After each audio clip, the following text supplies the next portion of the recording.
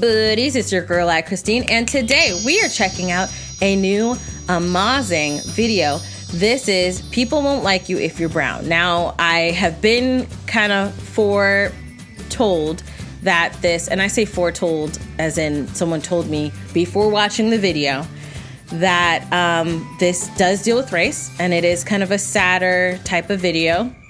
I'm very interested to see his interactions, the things he went through in regards to race-wise, and the relatability, because as a Black woman in America, I have come across a gazillion things. So it's interesting to see on a personal level how someone is affected and what they went through, you know?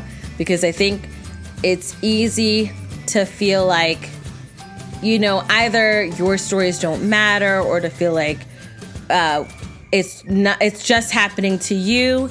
But when you realize that it's on a greater scale, you feel less alone about what's happening. You know, it doesn't change how angry you are. It doesn't change how much it hurts, but it does make you feel less alone. So I'm very interested to see his interaction and his stories. Link for this video is in the description box below for you to check out. Now let's get started. Hi, my name is Maz, and ever since I was a child, I think I've been ashamed of my brown skin.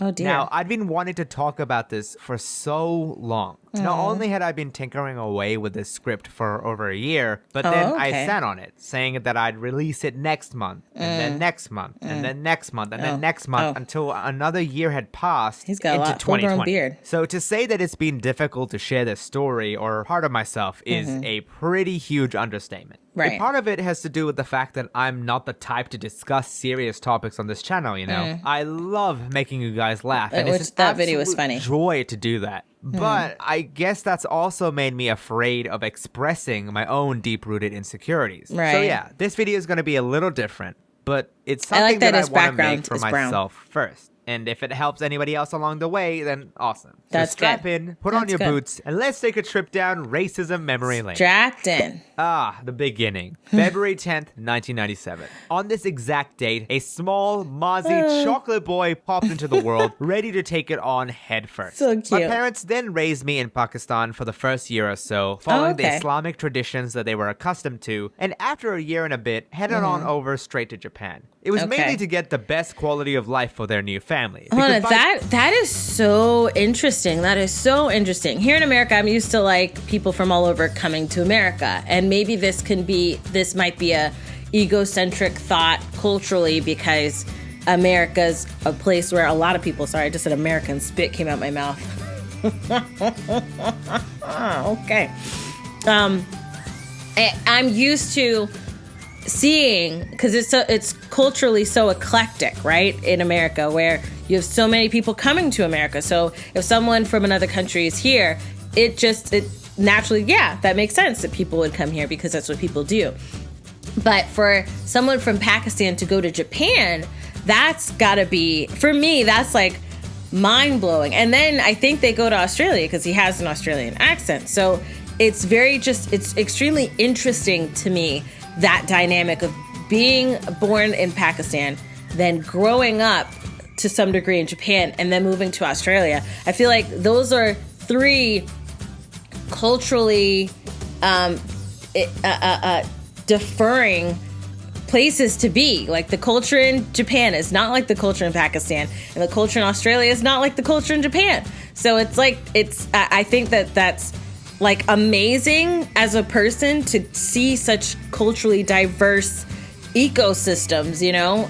Well, the ecosystems were not culturally diverse, but for you to be exposed to such different cultures and different settings that are so thick within their own, I think that's really, really awesome. And that's like definitely, hey, and he might say more here, but I definitely like, tell me about those experiences of what it was like. I don't know how much he remembers from Pakistan because he said he was born there, but living in Japan and then living in Australia, how vastly different that might be. And I don't know if he's still in Australia or now he's moved to Cali, because that's what a lot of people do when they start getting big on YouTube. They move to Cali. So if that's the case, then that's another different place. So I'm interested to see he's got a culturally diverse palette from going to Pakistan to Japan to Australia and possibly to America. So that's really freaking cool. Really cool. This time, I also had a little brother. His little boo-boop. Before I showed him some brotherly love. So after spending a few years there and having a good old time with Japanese culture, my parents then decided to go to New Zealand for more opportunities. Oh, New Zealand. Some of my fondest memories are okay. of my primary school years, where I'm having fun, drawing, and goofing off as a young, naive kid. Okay. So once I graduated from primary school, I headed off to intermediate, which is a fancy way of saying middle school. Middle school, yeah. When I got there, though, the first thing that I noticed was that the teacher was really harsh to me. And I mean only me. It was almost like a movie cliche because she ended up not picking me for any of the answers, finding any excuse to punish me, and handing out detentions for the smallest reasons that she could think of. Stain? Now, at the time, whilst I knew English, I was still new to the country, and I definitely had an accent. And I thought maybe it could have been that, like she didn't understand what I was saying, or maybe I did something by accident that made her view me negatively, or said something I shouldn't have. Oh, goodness. Surely, an adult wouldn't pick on a kid without a solid reason. Right? It wasn't until much later that I learned that she had supposedly lost people during the September 11 attacks. And of course, I can understand the bitter feelings and resentment that may arise from that. It's a horrific incident that traumatized so many people and definitely impacted the world. Right. But even when knowing all that, it still didn't make life easier for the 10-year-old boy just trying to go to school. Right. I was just sitting there trying to be the best student that I could be. I did my homework. I paid attention in class. I got excellent grades. So why was she being so mean to me? I didn't understand how an incident so far away in another country affected across the world, okay? I understand. She said she lost people in 9/11.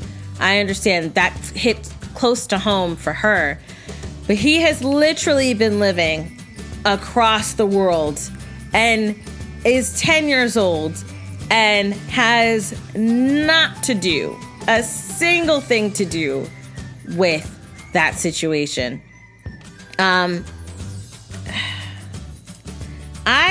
hate it, right? When people, adults mostly, take out their issues and their insecurities and their mental health pitfalls and all of that on innocent children, okay? A child who is innocent, meaning the child's not being a D-bag. The child is just being a child, just being them, just having fun, not doing anything wrong. And I hate it when adults take out whatever issues they're working on in themselves out on children, okay? Be better, okay? The child had nothing to do with it, all right? I know you're upset. I know you're hurt. You're heartbroken, but the baby had nothing to do with it, okay? All right? All right? So calm down.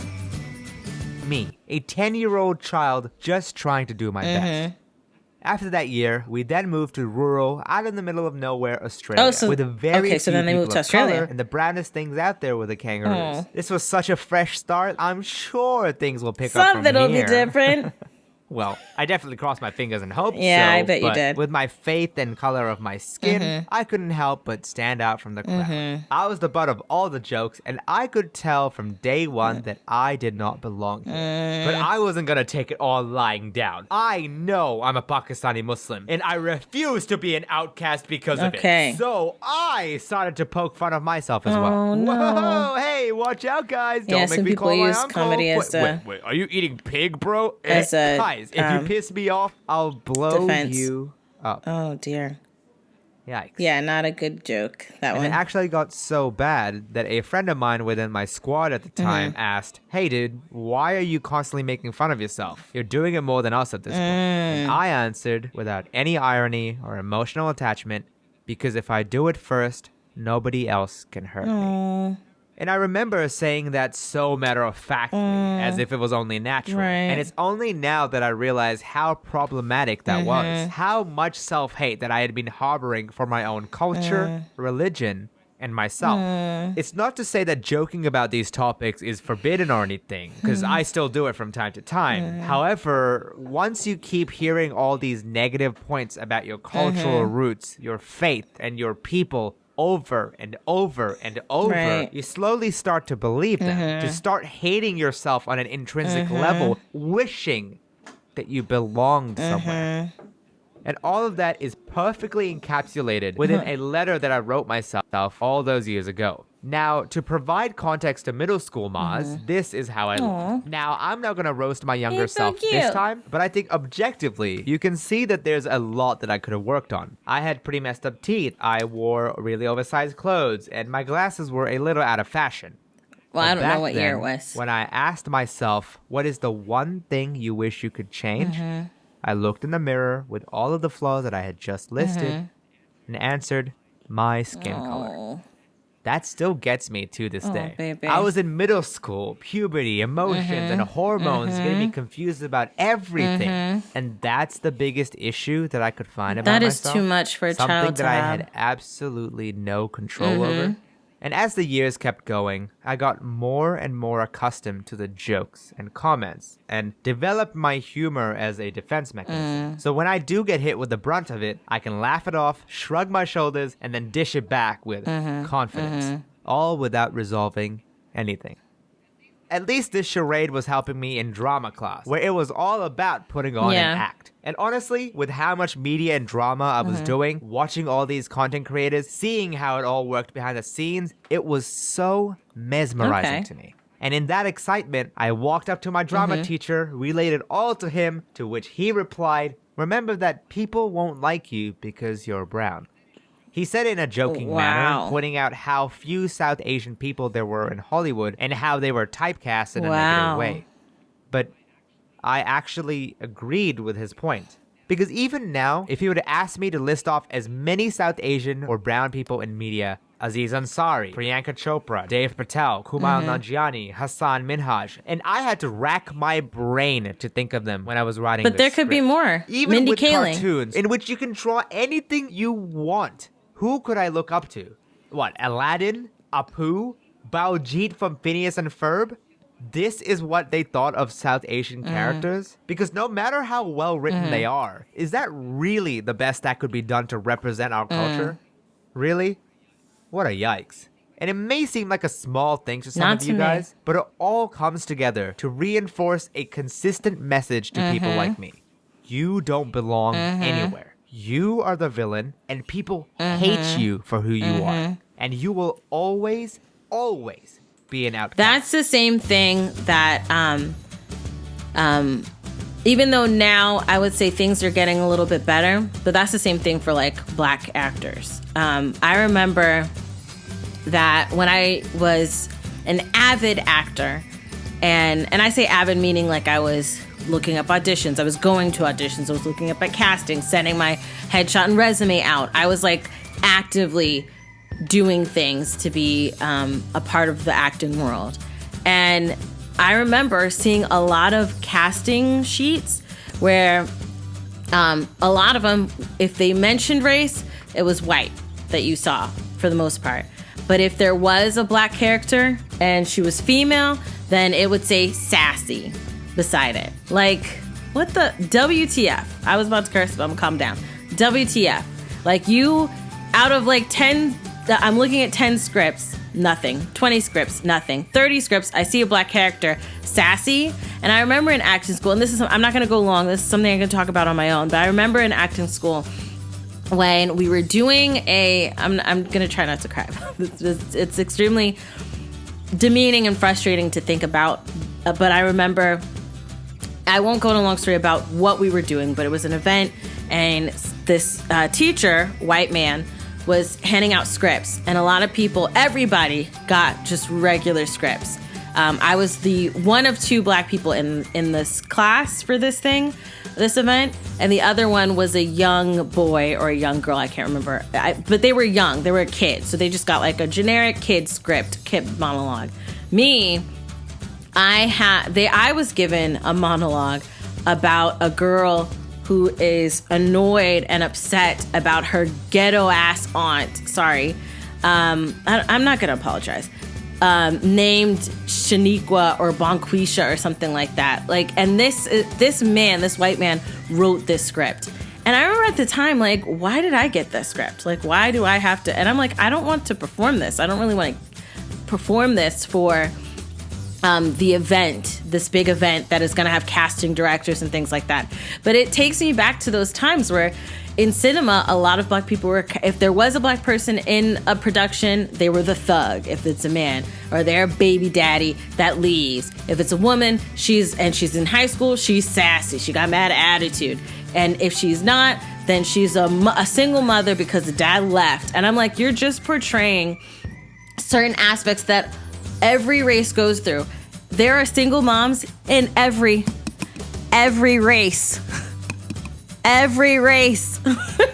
But at the time with acting, those were the roles that were available. They didn't have a lot of great roles available because there was black cinema was awesome in the 80s and 90s. When it came to the 2000s, a lot of the movies were biopics and of celebrities or historical people, and it was like that for a long time until around Black Panther. When that happened, a lot more black regular stories were put out. More black actors were being hired for various roles, and it wasn't just thug, drug dealer, if it's a female, sassy. Like, that's so frustrating that as a race that those stereotypes are being preyed on, depicted, and repeated, and when people, like he said, when someone constantly keeps telling you certain things, you begin to believe them. And media does shape the way that people view other people. And it's a fact. It's a fact. If you keep watching things, it shapes your views on those people that you see. If you're repeatedly seeing that, if that's repeatedly the message someone's telling you. So this just takes me back to that, and I can relate to that. It breaks my heart. It breaks my heart. And that has been an ongoing issue that has popped up again and again and again in my life. I have never felt like I belong anywhere. Even now, I still struggle to identify with others. So when I would be hanging out with my Western friends, we'd be having a good old time, sharing jokes and carrying a banner and all that. But then they decide to go to a bar to crack open a cold one, and then wham! I get a harsh reminder that I'm different. And whenever I'm with my Muslim friends, I'd have a great time, but some of the cultural aspects of being Pakistani was lost, and the time that I had spent living in a Western environment had instilled a more liberal for certain view things, towards things. So I felt like I didn't belong there either. I understand. And that's why I always get so excited whenever there's a prominent Muslim creator online. Because we're just such a rare breed that I almost break all social etiquette to contact them and say, "Excuse me? You are really cool." Thanks. That's so cool. I know it might sound sad, so but I've had to embrace the fact that I am different. I mean, I'd gone through so many schools, having experienced the same motions and insults over and over and over again, that it was the only natural conclusion. It wasn't even chipping away or thickening my skin at this point, because to me, it was now commonplace. Something that I didn't really recognize as wrong for a very long time. And it got to a point where when something really awful happened, I would reflexively immediately joke about it. For example, there's a moment that happened a few years ago that I can't help but keep coming back to. I was seeing a middle-aged man as part of a routine medical checkup, and I told him that I was going to take his blood pressure. As is custom, I asked for his consent, which he said yes to, and I approached him. He then smiled, looked at me, and said, "Yeah, sure, as long as you don't blow up the clinic." Dear. And I, without skipping a beat, replied back, "Listen, mate, if you hear me speak Arabic, you'll know what's happening." Goodness. That response caused him to start bellowing with laughter, all the whilst my supervising doctor sat behind me, wide-eyed, unsure of what just happened. And I stood there, smiling kindly, but also deeply uncomfortable. You're trying to survive. I think about this incident quite often, replaying it over and over You feel in my like you head betrayed to see yourself. what I could have done differently. Because what he said to a medical professional who was trying to help him is definitely not okay. And I think most people would agree that it was at least racially for sure. insensitive. But this is where it starts getting gray. would showing that I had a good sense of humor be better in the end, as he'll walk away thinking more positively about Muslims and brown people in general? Or would it simply reinforce the fact that it's okay to make those remarks? Both. Or should I have stood my ground and pointed out that it was not okay? Because yes, he would have set the record straight, but I'm on placement, and I can't just sternly tell off patients like that in front of my supervising doctor. And like, if I do react negatively, would it make him think even less I understand of the Muslims cycle. as a result? I understand the don't cycle. know. I just don't I think that know. there's a way to handle it. So, kind of breaking down what he just said just now. It's crazy because I can relate. The only thing that is not something that is exactly like what I went through is the aspect of, A, I'm not a medical school, but B, since he's, Pakistani and Muslim, that's the only major difference from our stories. I've been in situations where a joke was made about being black, and it was on some stereotype. And I remember being younger and laughing with it or joking around with it as a defense mechanism. You feel uncomfortable, right? He feels uncomfortable because he feels like he betrayed himself, right? And betrayed his family and his culture and everything that he actually loves. He doesn't hate those things, It's just something he did to survive because he was in a situation that made him feel uncomfortable. It was a natural reaction. However, there are ways to educate someone without being unprofessional. So I get the mindset of how he's like, to sternly set him straight. Would that have helped him, or would that have hurt the situation? It can fall either way, right? But one of the things that I take, because even my sister, sometimes she'll tell me like, I should not have taken the time to defend myself in this moment because it may not change this person in the long run. And I think the importance in that moment is not to take on the banner of clearing everybody else, your whole race or your whole creed or your whole religion, but instead clearing you, Here he comes with a stereotype about your race, your culture, your creed. And in that moment, what is true to you? And trying to defend that. That is the mindset I took when I had an argument with the family member because they were coming at my sisters. It was a family member coming at my sisters rudely, right? And yes, we are blood, but you have no right. No right at all, okay? We're all adults.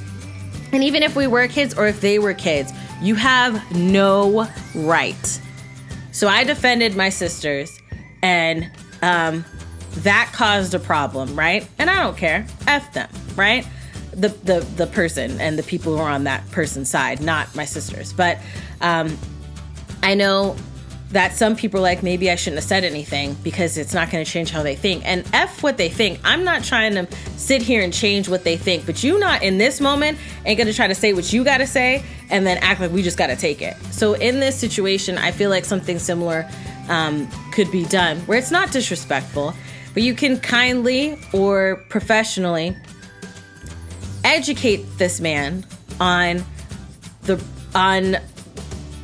either, you could choose one, either how to properly talk to a doctor or, hey, I am trying to help you. I'm here trying to help you. So how about we not make these rude jokes, right? All right. And we could joke about anything else. There's ways to handle it, if you're trying to stay lighthearted because you feel uncomfortable. But the caveat on how this guy takes it and walks away with it, I think that in this situation, defend yourself. And you cannot control how he walks away because even laughing, I think, yeah, he might think like, oh, if he's talking with his other friends, yeah, I got a Pakistani doctor. He's cool. But the rest of them, so you still, even in laughing, may not have changed his mindset to the whole race. He might feel, okay, I can still keep making these jokes and that you are okay, but the race is not okay. So it's not like the joking really helped the situation, right? Like I said, it's hard to know exactly what the man did when he left and what he's been doing since he left Maaz's side and what his interactions with Pakistani people have been since then.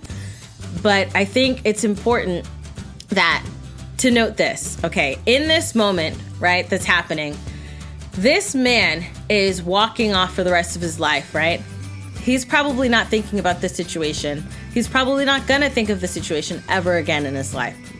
Whereas the reaction that Maaz had has stuck with him since then. I think that's more important. I think it's more important to defend yourself. And your way of defending, doesn't have to be one particular way. All waters are different. Find a way to navigate the particular waters you're in. He's got a supervisor. He's got a job. He's got to keep the job. He's got to keep the supervisor. You can professionally put the man in his place and still carry out on your day and know that, you know what? I've defended myself and I didn't betray myself and my culture by going along with it, So I think there's other ways to handle it. I've been dealt whatever cards in life, and I try my very best to make the right move.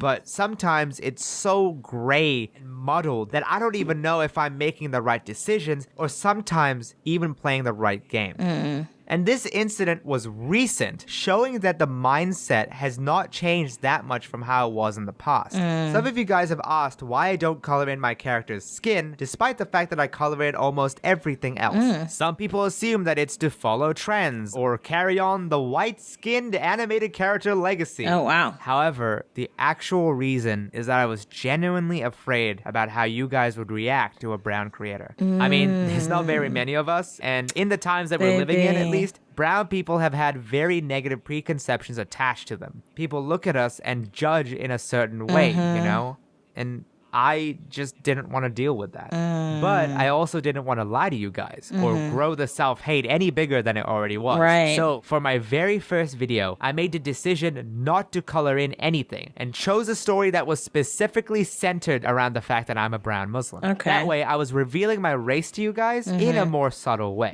Because I genuinely am trying to be prouder of who I am as a person. Oh, baby. I publicly try to take pride in the fact that I'm brown. I speak my native language as often as possible. That's and good. keep in touch with my spirituality the best I can. That's good. And look, most of the time, my stories are about what I've done or experienced in the past, which gives me insight into what I've learned, which I can then share with you guys as a moral. However, with this, it's something that I'm still working on, An area where I'm always trying to improve. Right. So at least this time, I can't be a role model or impart any high and mighty wisdom to solve your issues. But I do hope that one day I can get there. I can't promise you that I'm going to recolor my character or become an advocate at every waking moment because I'm still working through this. Right. And I'll learn from my experiences to hopefully, eventually, love who I am 100%. Right. So with all that in mind, allow me to reintroduce myself. Hi, my name is Maaz, and I'm proud to be a Pakistani Australian Muslim. All right, so Wow.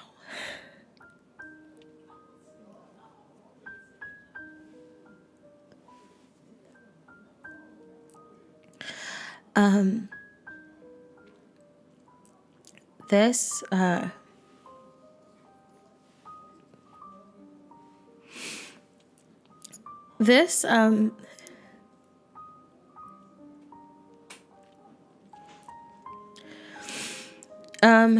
this hit harder to home than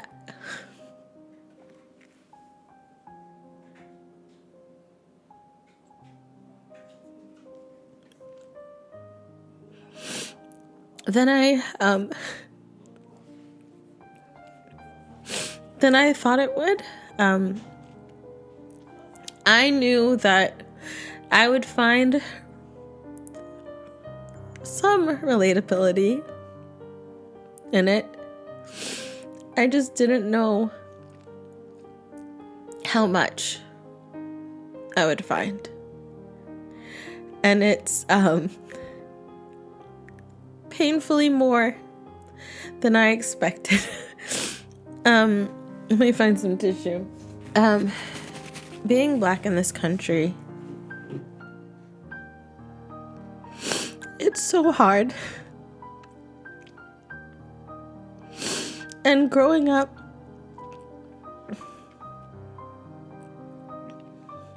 I think it's even harder because you don't have just the normal things, that you have to combat. Learning who you are, puberty, hormones, like he mentioned. Finding who you are as a person. What is your personality? Because that's what growing up should be. Finding out who you are and owning who you are, and then living your life and doing A, B, C, X, Y, Z. Finding your dreams, yada, yada, yada, blah, blah, blah, as you get older. Having race be a thing you have to combat is something that I think a lot of people, if they are a person of color, because it's not just Black people, like he mentioned. He didn't say it's not just Black people. He is Pakistani Muslim, and that's something he had to deal with, right? I'm Black. So it's not just something that just affects Black people. But I think for some people that are living it, they may not truly realize it until they get older.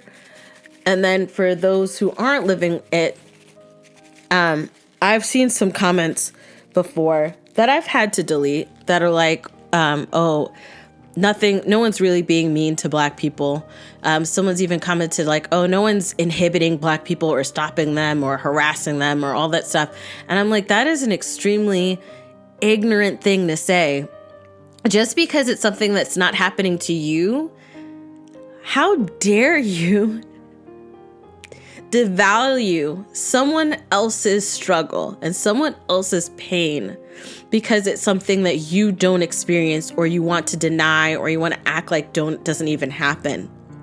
And the crazy thing is, like, it happens at almost every turn. PlayStation did their whole Black Lives Matter UI screen thing that you can download. And so the comments, people are like, oh, stay out of politics. Black Lives Matter is just asking for equal rights for Black people. And people are upset about that. Are you really upset? I think you have to take an introspective look when you are mad that another race is acting to be treated equally. That is racism. If you are mad because another race is asking to be treated equally, that is racism.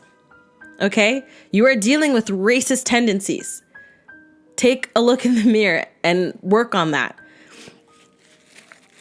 I've had to deal with the whole, there are stereotypes that people are saying that I've had to deal with. White people and other races as well make jokes about my culture, about being Black, about my skin. And growing up, and I've had that whole, when he said that when he was a kid and one of the things he wanted to change was the color of his skin, I had that. I dealt with that. When people treat you the way that they treat us, as if the skin color is a problem or an issue, it is hard to think otherwise, especially when you're a kid. And then I've had the whole hanging out with my friends and then being reminded that I'm Black because of an interaction that happened, right? And then hanging out with my Black friends and then having things that are not, that I get made fun of because I'm different. I'm a different person, So I've had those situations where I've been in both sides and I felt like I couldn't fit in. When he changed his color to black, or not black, brown at the end, it was very beautiful. It was very beautiful for him to take that stand and take that moment to do that. And like he said, he may not change it in other animations, and that's completely fine. That's what you've been working. You're being honest about your struggle and what you've been dealing with. I would say for me, being proud of being Black was a very recent thing within the past few years, I want to say. I'm 32 years old. Okay. So it took 20 something years for me to be proud. 20 something years.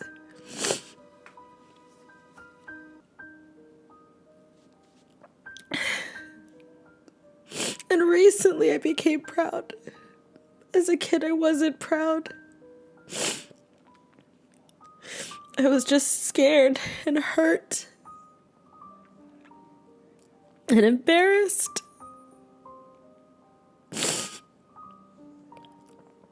And I don't want that for my daughter. I want her to be proud. It has definitely stemmed a lot of self-esteem issues.